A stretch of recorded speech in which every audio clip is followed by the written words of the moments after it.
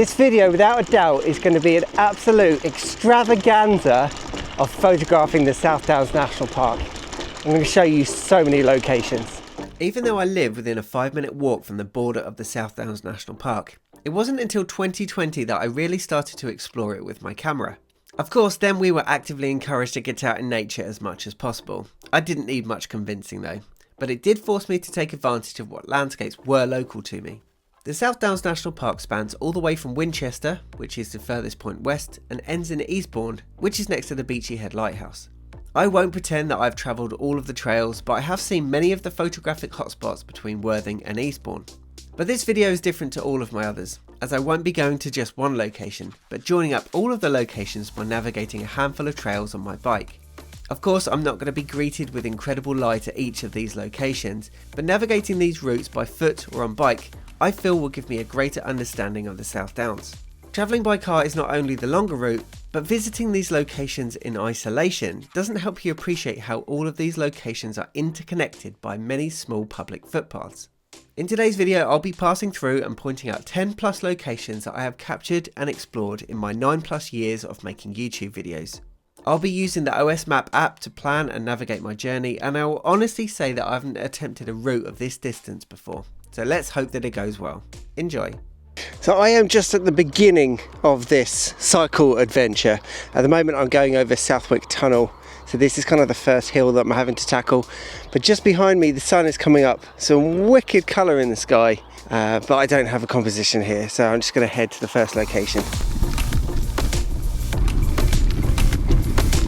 So the first thing that I've done is I've deliberately not come out in the middle of the day. And then secondly, I've come out on a slightly overcast day because I didn't want to be absolutely sweating and not able to just tackle this. We've got some clouds on the horizon, but it's going to be slightly overcast, which I think is the perfect conditions for a bike ride.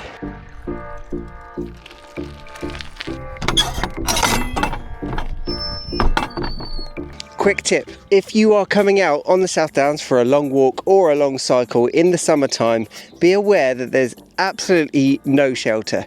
I've been out here in the middle of June before, just craving some shade. Eventually you might find a tree with some shelter, sit under it for a bit, but then you'll think to yourself, I can't stay under here forever, I've got to carry on. Beautiful scene of dandelions that I'm about to cycle through. There you go. Who knew weeds could be so beautiful? Look at that. Now might be a good time for me to declare, I don't actually know if I'm going to make this. I'm a proficient cyclist. I cycle about 15 miles a day, 5 days a week from home to my work, but that's on the road. Smashing 15 miles on the South Downs is a completely different story. Today, I am kind of joining up the dots with most of the videos that I've made on the South Downs National Park. I'm sure that hill behind me is the first of many, and yes, I am out of breath already. But this scene behind me here, that is Edburton Hill, and I made a video about that last summer. So I'll provide you with the what 3 words for all of these locations I'm going to today, and I'm going to be showing you clips and some drone footage from all of these locations at their best conditions.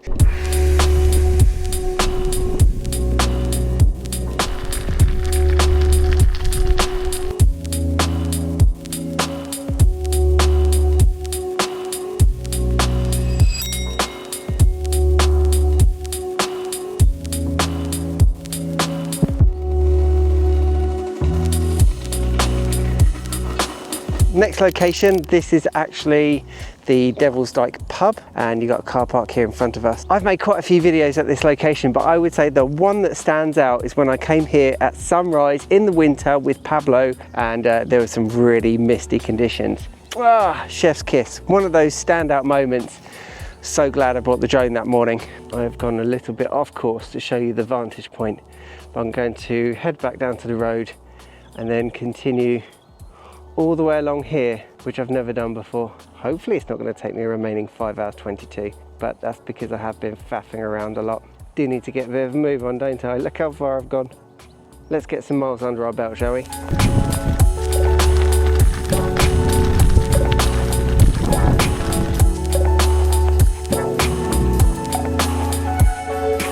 Do you know what's harder than cycling up a hill? I'm trying to film yourself and cycle up a hill. This is such a steep hill. It's unbelievable. I'm in gear 27 and I still can't get up this hill. Come on, don't worry about the burning sensation. You've got this. There is light at the end of the tunnel. Genuinely. 492 meters elevation. Despite the weather predictions, today has turned out to be the perfect conditions for this cycle adventure. Look at that.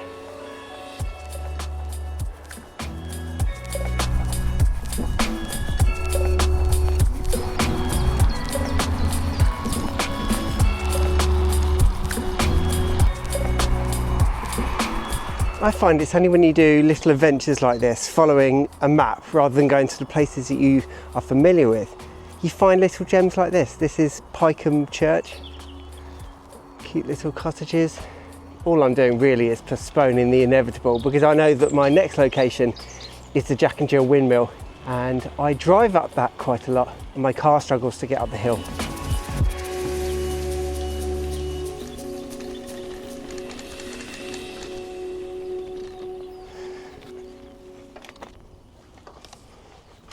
So I am roughly at the halfway point now, so I've just arrived at the Jack and Jill Windmill, and I'll tell you a funny thought. The ridiculous idea that I had in my mind was I'm going to do this epic journey and then I'll end it in Lewis with a nice pint in a pub. But the thing is, it's summer, so I've taken off. I've left the house at 5 o'clock in the morning, and if I didn't stop to film everything all the way along the way, I might get there at 8 o'clock in the morning. If you're going on holiday somewhere, a pint at any time at Gatwick Airport is perfectly acceptable. But in Lewis, you can't have a pint at 8 in the morning. It's a civilised town. I tend to set myself a goal at the end, something for me to think about and enjoy. Meanwhile, if you've never had syrup wafers, because I am quarter Dutch, this is the Dutch thing, syrup wafers, really nice. In Holland, they like to heat these up or dip them in your coffee and it kind of melts. Oh, now I'm just thinking about coffee. Now, the Jack and Jill Windmill behind me, this is one of them. I always forget which one this is. Let's just say that this is Jill. It's gated, but at certain times of the month, mainly at the weekend, it is open to the general public, and they serve tea and cakes out of it. It's quite cute. I've never really successfully got any photographs from here. This is quite a good spot for doing astro because it's quite dark around here. We are done here and going to continue to head east to the next location.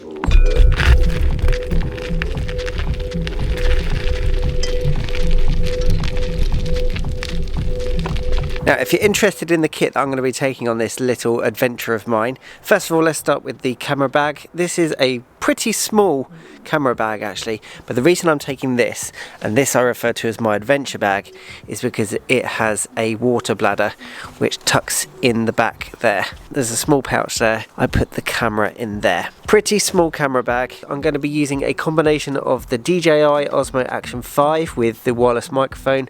This is the DJI Pocket 3 with the wireless microphone, and I can kind of interchange the videos with those. That's my phone. That is spare battery. That will charge my phone. This is the DJI Neo, which I'll be taking, which flies itself, so hopefully that can do a good job of tracking me. This is a mini tripod which the action quickly snaps to, and then finally I've got my camera, which I'm just going to be taking some recce photographs, so I'm not going to bother with a tripod. It's going to be not ideal lighting, but this is the Canon EOS R with the 24-105 kit lens. Might take a few snacks, but other than that, this is all the camera gear that I'm taking with me on my adventure across the South Downs. And since this is a camera channel, I might as well tell you a little bit about what I'm shooting on today, because this has really impressed me. I've been using action cameras for nearly 10 years, I'd say, and the early GoPros, as you've heard, were not that great, but they were the only thing on the market. This DJI Action 5 is amazing for a few reasons. First of all, this microphone here wirelessly connects to it. No other accessories, no cables, nothing. So this camera is still completely waterproof. So this morning, the prediction was 40% rain, but I was still comfortable that I could come out and finish making this video, or film this video, if it were to be raining. Just need to keep this microphone dry. And then the second thing is, this shoots in 10-bit in log. So the footage looks very similar to the DJI Pocket 3, which I've also got in my bag. but the Pocket 3 is not as wide and you can't just mount it on your bike because the chances are you'll break it. Whereas this is an action camera, you can throw it around, and I genuinely just chuck it in my pocket when I'm finished filming. So if you're one of these people that go out and do adventure stuff and you're watching videos between the Pocket 3 and the Action 5, the Action 5 is actually very, very good. If you're not jumping around too much and you can be careful, get the Pocket 3 because it is better. But both systems work really well together because they both use these wireless microphones.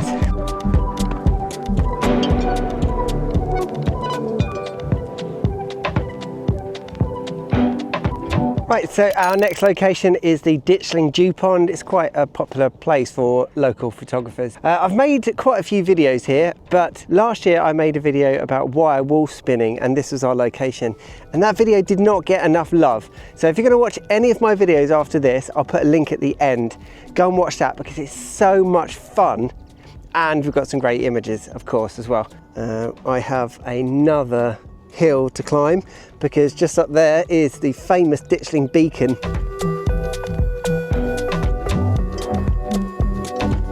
So this is Ditchling Beacon, which is a beautiful vantage point. I've been here quite a few times and I've never got a photograph that I'm happy with from there. Feeling all right, legs are doing good, knees are doing good, back's doing all right. Bit of a bumpy trail. Whoa! I think next time I do this, I'm either going to borrow or rent an e-bike, which sounds a bit lazy, but going up the hills, I've been told e-bikes are really going to help you out.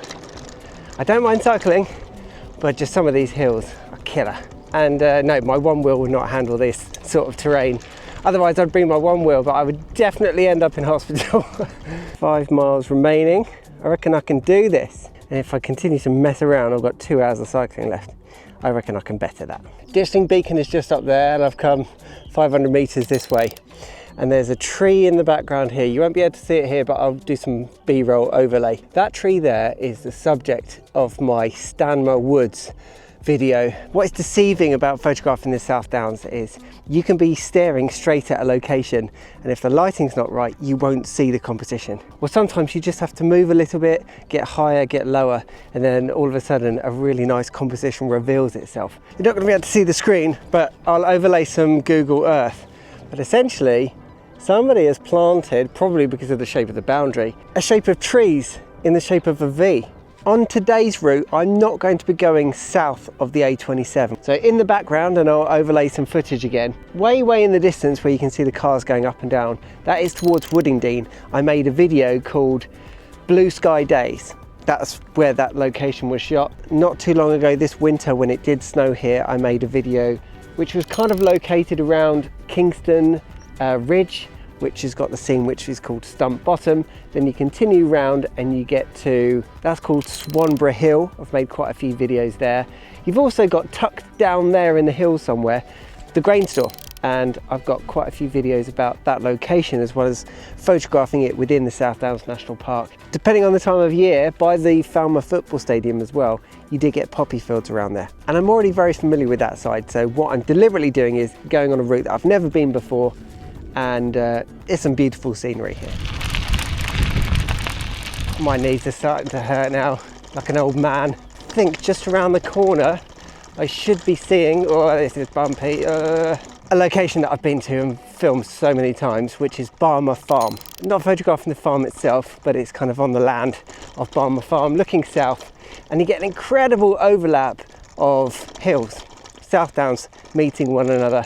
Having done this, I'm seriously considering taking up cycling as a hobby. Going on a bike across the South Downs, you're doing the shortcut essentially. When you drive to these places, you're going the long way round. And I can safely say, by kind of joining up all of the dots, going to all of these locations in one go on a bike, I know the South Downs Park better now, as opposed to just going to one location, sunrise, go back home. This is how you really get to know a location. It says that I am now 1 mile away from Lewes. And the final location before we make it to Lewes, you might be able to see just on the top of that hill there, that is Ashcombe Windmill. and I made a video about Ashcombe Windmill in the middle of summer when there was a heat wave and everything was beige around it. I think I called it something like Dead Landscapes or something. It's a really nice location, easy to get to, but parking is a bit tricky, which again justifies why you should see if you can walk there or cycle there. Right, final stretch. Oh my, wow, this is bumpy.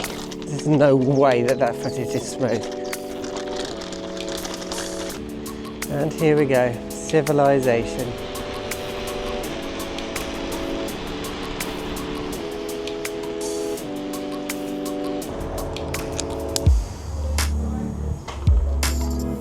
I've never been to this coffee shop before, but nice and good coffee, deserved. Well, thank you for watching. I'm going to cheat now and get the train home because I've had enough cycling for one day and my legs ache. Thank you for watching. I hope that you found this video helpful, especially if you're going to explore the South Downs National Park with or without a camera. And like I said, if you're going to watch anything next, watch this video next where I went to the Ditchling Pond and I was doing wire wall spinning with my friend Louise. Thanks for watching and I'll see you in the next video. Bye.